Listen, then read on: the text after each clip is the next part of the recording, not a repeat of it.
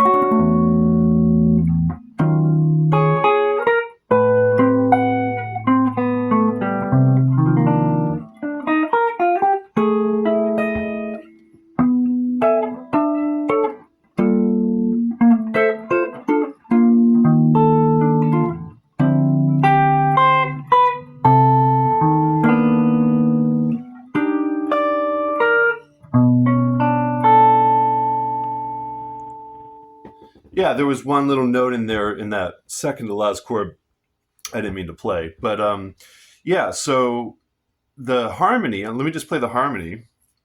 What's interesting about the harmony is each chord that's minor, you use Dorian, and all the chords that are major, you use Lydian. I mean, that's what Bill Evans did.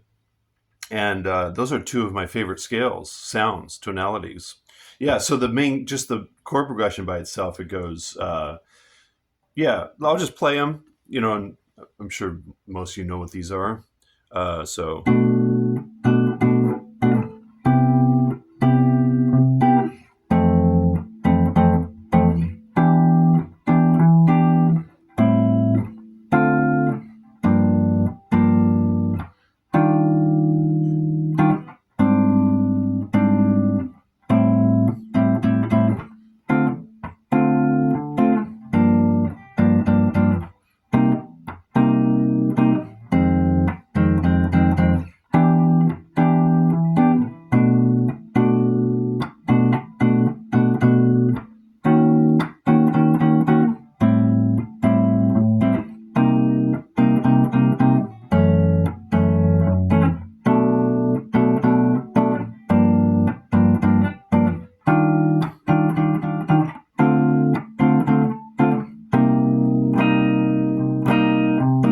here's the top.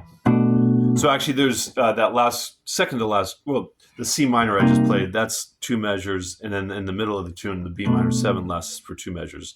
But yeah, so all the other chords are just a measure. Yeah, if you have any questions about this, let me know in the comments. But yeah, there's kind of different levels that you can know a tune. Just the melody, just the chords, bass and melody, a chord melody arrangement, maybe two ways of playing the tune with a chord melody. And then what I'll do now, after I turn off the camera, is I'll improvise through all that, and that's how I spend most of my time with tunes, is just improvising on them. Yeah, so I thought I would just share that.